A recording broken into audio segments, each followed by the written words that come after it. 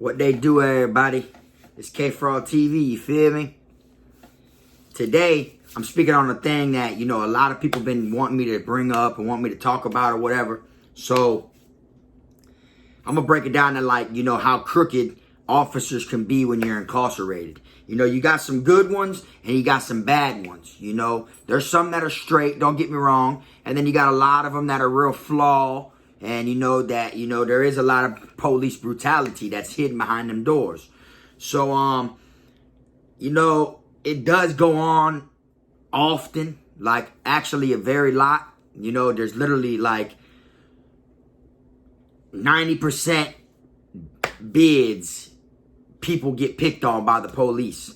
And I don't mean police on the streets. I mean COs. I'm talking about the COs. They get away with so much. They literally be bringing their problems from home to work with them. And it is nothing for them to do what they want to you and hide you in confinement. They can literally bust you all up, beat you all up, bruise you all up, split you all up, all that, and have you seriously wounded and hurt. And they can literally just put you in confinement. They can hide you. That's basically what it is. They hide you. They can put a hold on all your mail, stop it from going out and stop it from coming in until you heal up and everything. You won't be able to tell your family nothing. You won't be able to show your family nothing. You'll get out and you look all perfectly fine. And they'll tell them, your family could call up there and be like, man, my son's, he's supposed to have Vizzo this weekend, but, for some strange reason, it's saying that he ain't eligible for Vizzo, or I can't, my son hasn't called me in 2 weeks, or stuff like that. And really, they got you hidden in confinement, all banged up. To me, the inmate on inmate violence, that's one thing that, you can adapt to due to the fact that, in your life, there's always going to be some type of violence. So, but when it's the COs, it's like they abuse their authority. So they get away with more than they should be able to get away with. To me, I feel like what they do is committing crimes. So they're committing crimes against people who are in there for committing crimes. They be doing so much messed up stuff. They talk to you any kind of way. They're not supposed to use profanity, curse words and stuff when they talk to you. It literally says that, but they do it anyways. They get away with it. I've been to camps where officers smack people. They'll smack you. They'll place bangers on you. They'll put hits on you. You know what I'm saying? They'll literally put hits on you. You'll have inmates trying to kill you because of an officer. So it's it's a tricky situation. If you talk to officers and you're in their face all the time, it's considered you're policing. Why you always in the police face? This and that, this and that, this and that. That's considered policing. But at the same time, you got inmates that are trying to kill inmates for officers, taking hits for officers. So now you're working with the police. But there's so much stuff that they do and they get away with it, man. I remember one time I was in confinement and the officer walked by. And he said to my bunkie, he's like, yo, you think old school and such cell could take the gas, this and that, this and that? And we're like, shit, we don't know. He's like, oh, we finna find out. And the officer walks right down there. And there was an old man in cell 2. I was in cell 9 or whatever in confinement. And the officer was like, drop the razor blade, inmate, drop the razor blade. And I guess the old dude, I'm talking about an old man in his 60s. I'm talking about someone's grandpa. It's rare you run across an old man in there that doesn't have a child, which ain't a child no more. It has their own family and everything, So, he walked down there to cell 2 or whatever, the cell that the old school was in, and was like, drop the razor blade, inmate, drop the razor blade. That's back when they used to give you razors, regular razors that looked like the Bic razors. Then they took them off because, those were weapons. They were giving the weapons out. But anyway, so drop the razor blade, inmate, drop the razor blade. That's all you hear the officer yelling, We're looking through the crack of our door because we had them slide doors at that camp. We had the doors that slide and shut, It wasn't a pop open one. It was like a slide door. So we're looking through the crack or whatever like this, me and my bunkie, like one head right here, the other one's above, you know, where. And then he's like, I guess old school was, you know, on the taking a shit on the toilet. So he yells, "What are you talking about? I ain't got no razor blade." He's like, "Drop the razor blade, inmate. I'm not gonna tell you again. Drop the razor blade." And then he's like, "What the fuck are you talking about?" And then the officer literally pulled his can out. And anytime they pop a can, you know, they call it Black Jesus. That's the name they call that pepper spray Black Jesus. That's the nickname for it in prison. But when he pulled that pepper spray out and gassed old school in his flat. Old school went to screaming and hollering, and then he shut the flat and walked off. Went down there, called for backup, made a report, the whole nine. So they come in about 10 deep.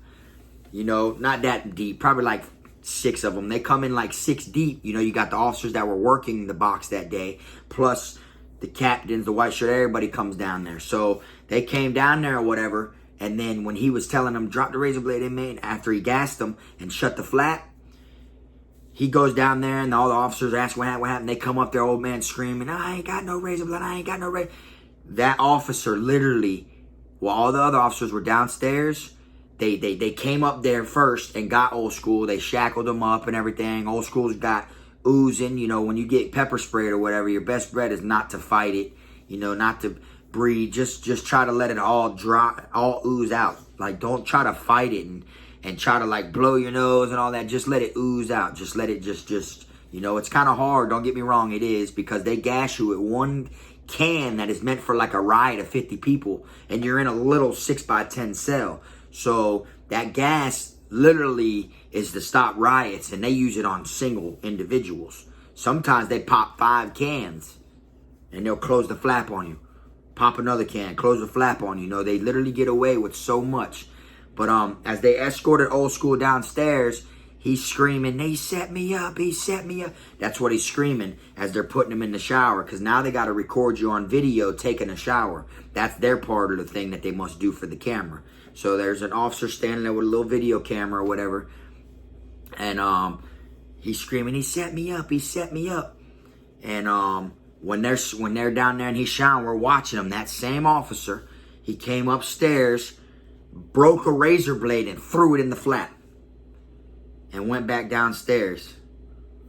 You know, like, he just did that just because he had a boring day and he felt like doing paperwork, or it was an officer he didn't like, or when he comes around with the orderly to hand out the breakfast trays, old school's always complaining or something. You never know what it is. But they literally tried that old man for no reason, you know, and it's kind of fucked up because he's an old man, you know. So they get away with too much. And I literally seen the white shirt after this incident. The white shirt pulled that officer to the side. It was in his face yelling at him. Like the white shirt even knew, you know, like the white shirt even knew, like, man, old man didn't have no razor, man. You know, them inmates seen what you did, you know, stuff like that. But nothing happened. You know, like, it's just crazy, man. Like, they get away with so much.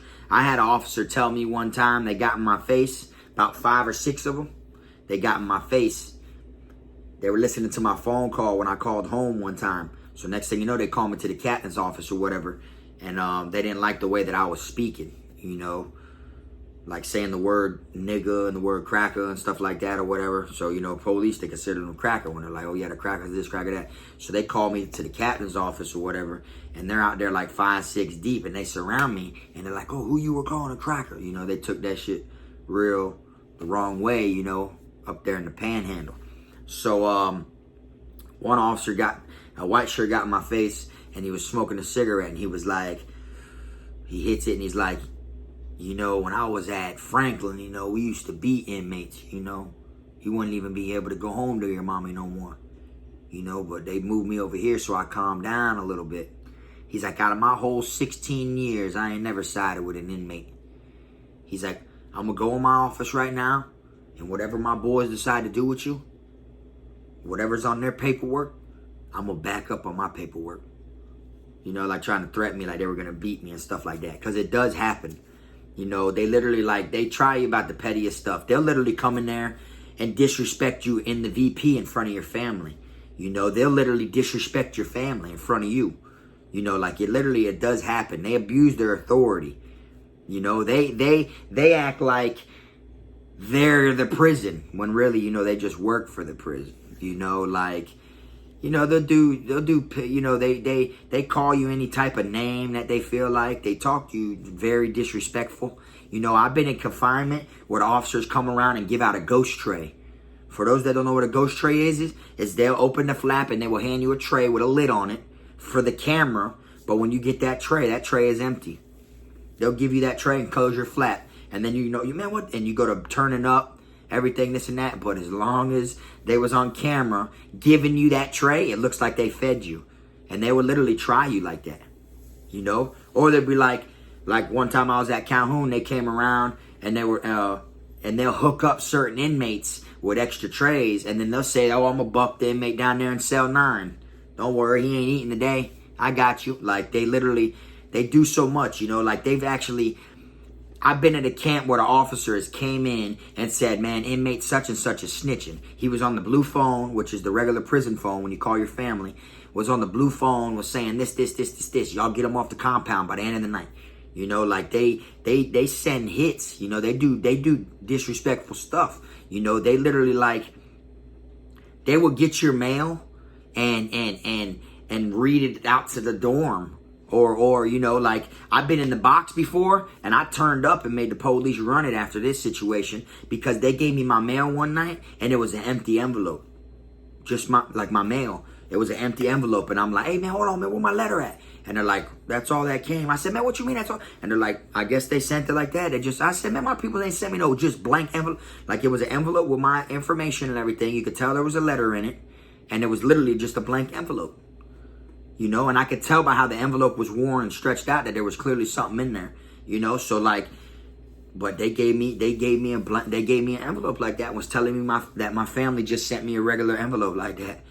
You know, put a stamp on there where they rip it open, they check it the whole 9, and you know, they just feel like they can get away with whatever they want if they don't like you. You know, like, for instance, like on mail call days, like I said, they're supposed to be giving you mail 6, 7 o'clock, maybe the latest.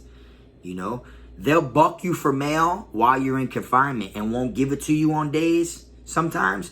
And even when it ain't a holiday. Holidays, yeah, mail don't run, mail don't go out or whatever, and they don't go up top to the mailroom and get the mail and hand it out to everybody. But the mail will literally be up there, and if everybody in the dorm was in compliance, they'll buck you on mail. You know, just to give it a reason to where you act out of character so they can come in there and gas you. You know, they won't turn the air vents off, the exhaust fan. So when they gas cell 1, and then the whole quad smells like gas. I remember one time when I was at Charlotte, I'm sitting on the top bunk. Me and my bunkie are talking. He's down there in his bunk, I'm on my bunk, and I see the officer come up to my door, and he reads something like this, and that, and then walks off. You know what I'm saying? And then I'm like, man, what? I'm like, hey, man, you just seen that? What I said, you feel me? Like, it wasn't count time. What are you doing? You know what I'm saying? So the white shirt came in. When the white shirt came in, the white shirt was mad at a couple inmates that was giving them problem. Like, they get mad when you can tank the gas. You know, they get mad when they spray you and it don't affect you like that. So they'll take it out on the whole quad. They'll turn the exhaust fan. You know, like they'll. If the exhaust fan's off and they spray in one room, yeah, you'll still get it a little bit, but not as bad as when the fan's on, because then it goes through all the vents and comes in your room, and you're in there coughing and choking. You'll be in cell 10 top, and you're choking because they're spraying dude in 5 bottom. Like, it goes through, and they'll purposely not shut the exhausts off, you know, just as well as like they won't, they'll turn your water off. You know, they'll leave your water off for days. Like, I've been in there before, and they won't give you toilet paper. You know, you got people in confinement complaining they ain't had a toothbrush in 2 weeks. You know, they'll be like, we don't brush teeth back here. Like, they're just very disrespectful. But anyways, so the white shirt came in. I just seen the officer by my door. White shirt came in, so I jump up and go near the edge of the door. And I'm like, man, what he? I said, man, I said, bro, what, he just came out there? I said, he's going from door to door. So what it was is, this officer, this white shirt, had it planned that he was just going to gas the entire dorm, the whole quad. And The first dude that came to our door, when I noticed him and jumped down, he walked off.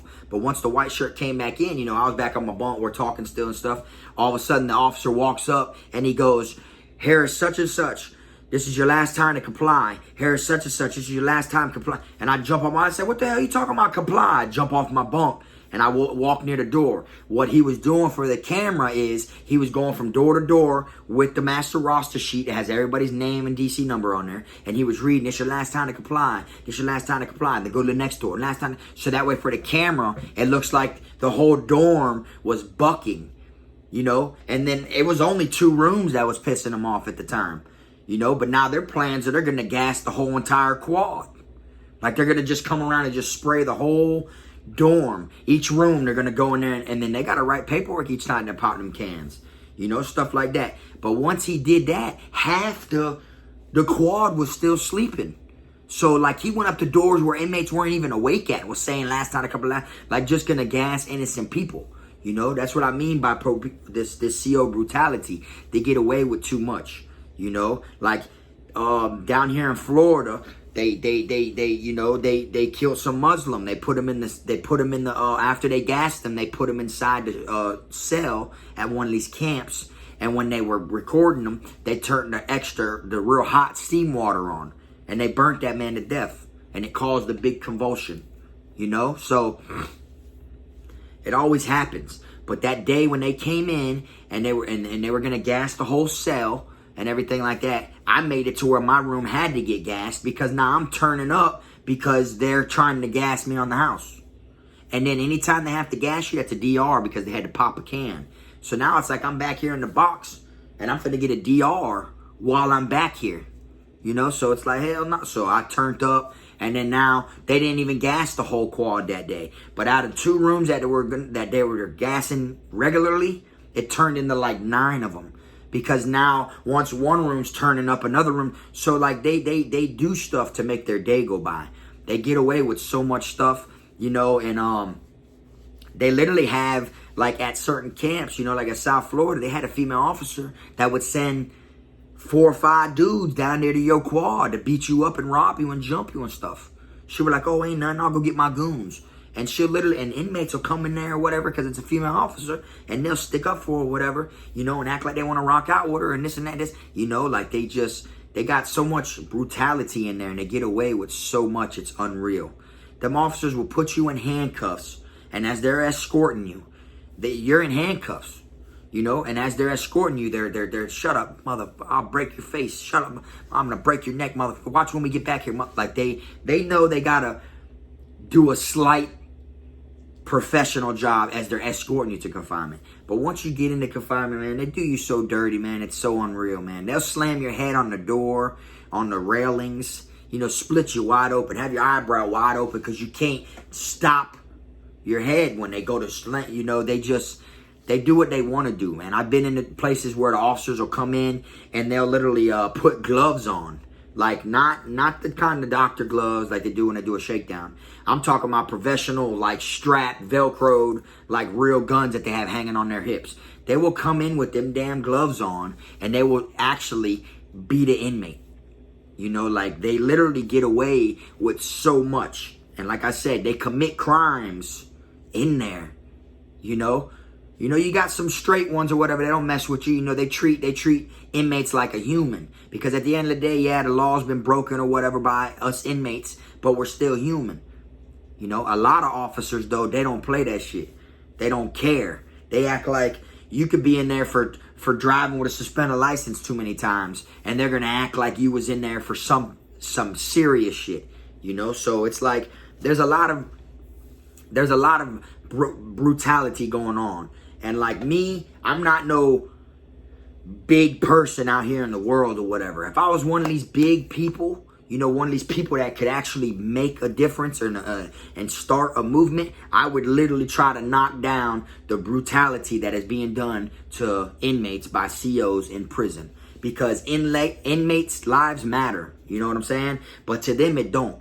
They feel like because you got blues on, you know, your jumper, they feel like because you got blues on and they got on green and brown, that what you say doesn't matter.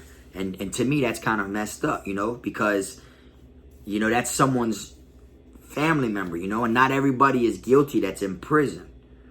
You know what I'm saying? Like, they'll try people. Like, it'll be an old man, he gets in a conflict with an officer, they'll take the old man's glasses.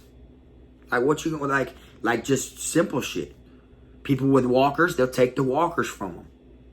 You know, like, they just, a lot of times they do what they feel like they can do because it's your word against theirs. And then who you're going in front of when you have DRs is officers and it's people they know.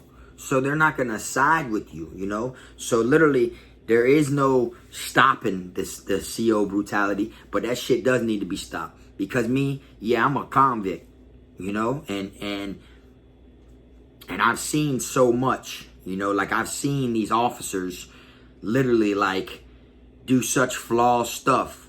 Like people be in the canteen line and they'll literally stop the line and have go who they want to go. You know, or they'll grab, like me, I had an officer one time try to tell me, he was like, I had got caught for tattoos. And he was like, and I said, hey man, hey Sarge, I talked to him respectfully. I'm like, hey Sarge, I got these, when I was at the main camp, this and that, you know, when I was over here at what's it called, these just ain't heal you. And he was like, and he came up and he was like, turn around and put your nose in the fucking corner. And I remember I told him, I said, man, look man, I ain't putting my nose in no corner, man. I'm not no child. He's like, you want to go to fucking jail? I said, man, I'll go to jail. I'm not turning around and put my nose in the fucking corner, bro. I'm not, you know what I'm saying? Like, you might as well call him to come get me there, man. And I turned around and was like, I'll cuff up. You tripping. I ain't fucking put my nose in no corner, bro. You know what I'm saying? Like, they try to belittle you. You know, they get away with too much stuff, like, literally. And if I could make a difference with it, I would, because I have people that are still in there that go through this shit. You know, and I know how it is. You know, like, you got officers that won't like one inmate. And they'll come torture that dorm because that one inmate. You know, they'll come around and they'll do shakedown. They'll come around and they'll flip your locker and your bunk and shit. And they'll take your canteen because they feel like it. I remember at Calhoun, the white shirt came in and he had a laundry cart. He didn't like the dorm we was in. I was in Jeep dorm, gangland. That's where I was at. We was all 25 and under, all wild jits. We used to be in there fucking fighting and having fun and shit. I was in G dorm. For anyone that was at Calhoun, they know I was in G dorm. You know what I'm saying? They came in with the laundry cart and the damn white shirt says, you ain't got a receipt from the last 24 hours for anything in your locker. It's being confiscated. Like, what the like, people done did so much trading and all this stuff and like, you know, like if I got fucking 5 Flaming Hots but I ain't got no receipt, or my last receipt shows I only bought 3, like they literally filled that laundry cart up with canteen and shit that they took from people and went right in the booth as everyone's all mad and shit. A couple people went to jail, wasn't with it, you know, and they took all their shit. And they went right there in the booth after that and was going into the laundry cart, like in there talking to each other, telling stories and shit, hanging out, and was going in the laundry cart, grabbing different things, busting down, like a honey bun, a chip, this, that. Like, I've literally had them take soups from inmates. I've had them, they've literally came through and like would come up to your locker and know that, you know, they would look in there and be like, oh, like, you don't deserve to be eating this good. And they come through and they would literally pop our lockers and shit, have us, you know, they tell you to step out here while they go into the cut in between the bunks to search your locker and shit. Or if you're in your room, they tell you to step outside as they enter the room. And they literally take your soup and you'll see them in that booth in there making a soup. Like, they literally do flaw-ass shit, man. They get away with so much. Like, it's ridiculous, man. I was at Vizzo one time and the officer started screaming at some old lady, some dude's grandma. And the dude ended up bucking and everything. They came in 10 deep. And they like restrained bruh. Put him on the ground, jumped on him. His family screaming. They shut VP down. You know, you got all these families that came up here, man. You know what I'm saying? Like, they do flaw shit. They're literally like, you could tell your family to call up there to make sure you have Vizzo this weekend. And they'll literally tell them like, yeah, he does. He's good. Yeah, we're having Vizzo. And your family will take the trip all the way up there. I'm talking about drive hours or whatever just to come see you And then they'll tell them at the front door, nah, he don't have Vizzo. He'd be like, what do you mean? I just called last night and they said, yeah, he does. Oh, yeah, well, nah, it doesn't show. Like, they do things just to try the inmates and their families, you know? So, like, there's so much that it's unreal, you know? Busting inmates upside the head with walkie-talkies. That's a big thing, known fact. You can look it up. It's happened all around the world. Like, crack your head wide open with their walkie-talkies. They use their walkie-talkies. It's like a brick. It's like a brick, you know? They hit you in the head with it, you know? And, like, a lot of people need to crack down on the COs. Yeah, I know there's a lot of inmate-on-inmate violence, but where I was at, you know, y'all Google Charlotte CI, man, and y'all will see the unexplained deaths that are underway at that camp and how long it's been going on. I'm going to leave a link in the description, and y'all check this link out or whatever, and this is at the same camp that I was at. You know, this is Charlotte. This is the jungle. And I'm gonna just show y'all. I want y'all to look it up and see how many unexplained deaths there are and how it keeps going on. And it'll never stop. You know, they literally try people. They literally, like, you know, this dude was making a video and they came outside the prison grounds in a truck, all sitting in the back of the truck like they were going to jump the dude and everything and trying to run the dude away from there. They didn't want him videotaping stuff. I'm going to put that link in this description, all right? Y'all make sure y'all check that out. Because the camp I was at's been under investigation forever, you know? And they find inmates dead in cells and stuff like that, you know? And it doesn't, you know, find an inmate dead in a cell with no cellie, no cellmate, no bunkie, no nothing. And he's all banged up, busted open, not breathing. And they find him in there, and then they'll put on there, oh, he hung himself, or that he fell asleep and never woke up.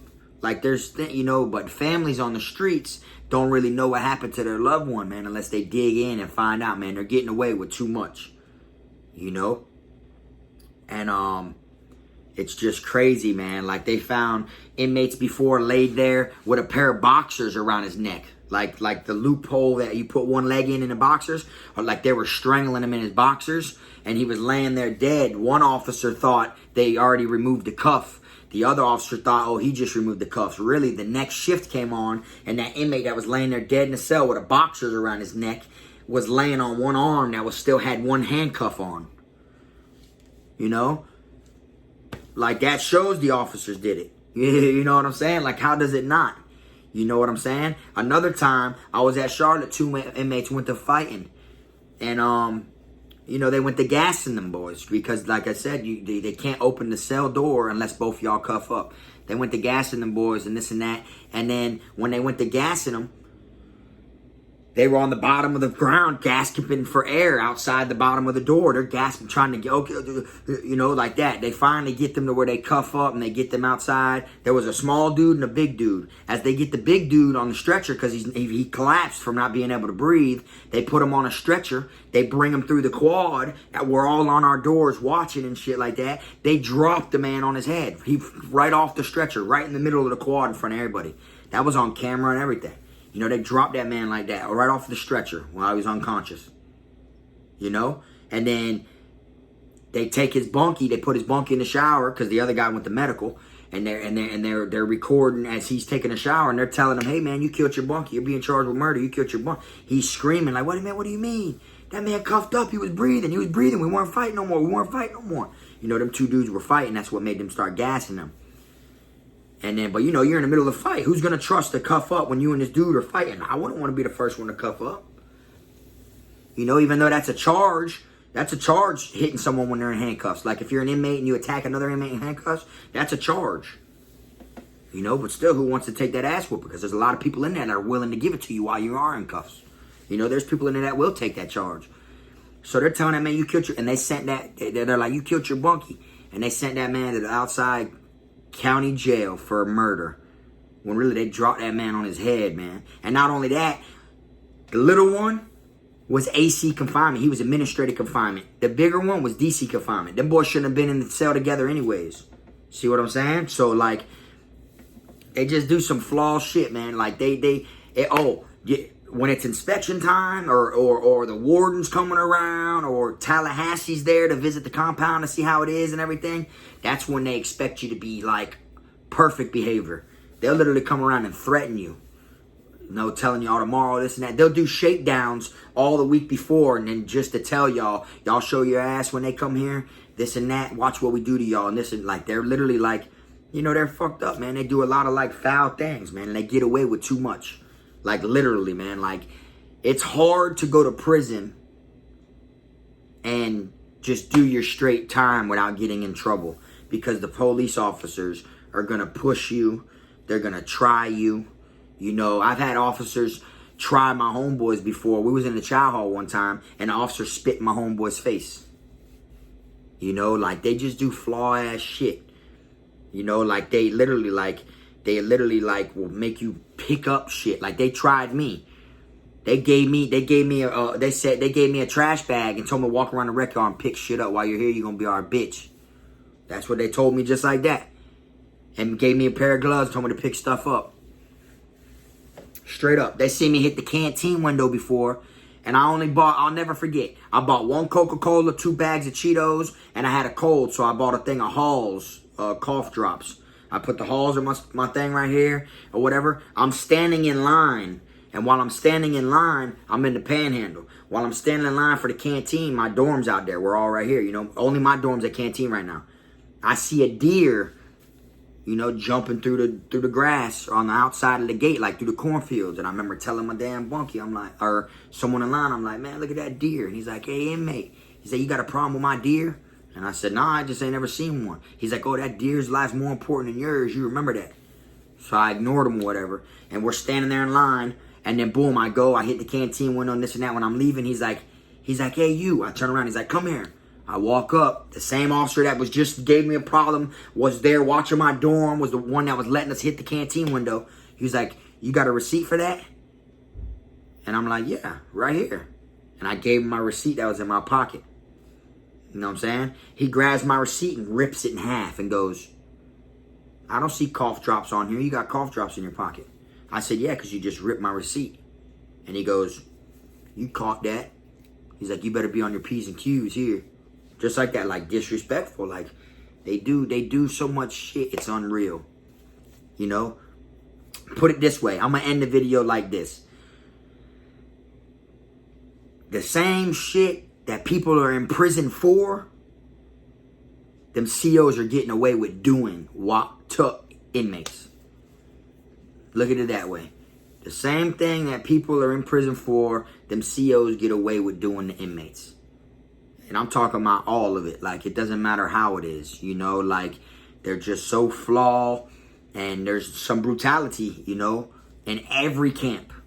You know, like I said, there's some that are cool to where, you know, they just want to do, it's just their 9 to 5, man. They just come there, they work, they go home, you know. They don't bring their outside problems home there, you know. But a lot of them were bullied in school, you know, or a lot of them were bullied. A lot of them, you know they didn't make it to be a police officer, you know, so they walk around with a chip on their shoulder. I'm talking about ones that are like a toothpick, small, they act like they're the biggest badasses, and then I've seen them get put on their ass plenty of times. They run in thinking they king shit, and it just adds up, you know, it adds up. It's kind of hard. You got someone nagging and nagging and nagging and nagging and nagging, you know, like trying you, insulting you, disrespecting you, taking your things, you know, they amp it up to where inmates do put their hands on them sometimes, you know. But like I said, man, y'all hit that like and subscribe button, and you know, check out the description. I'm gonna drop some links in there to show y'all. And until next time, man, it's K for All TV. You feel me?